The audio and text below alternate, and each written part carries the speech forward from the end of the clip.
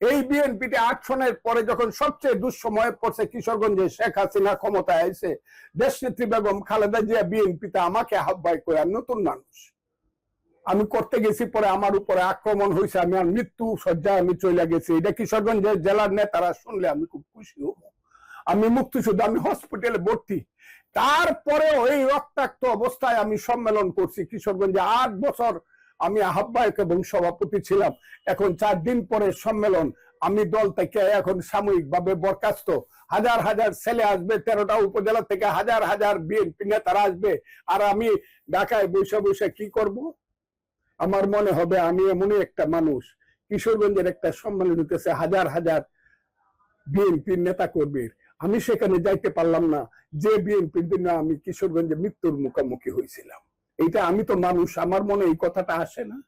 আমার এই অভিমানটা লাগে না? মাঝে মধ্যে এই রাগটা আমার হয় না যে বিএনপি আমি এত কিছু করার পরও কেউ কি নাই বলতে পারে? কেন ফজলুর রহমান সম্মেলনে আসুক? কেন আসতে পারবে না ফজলুর রহমান? আসুক সম্মেলনে, এইরকম বলার লোক নাই? আমি তো জানি আছে।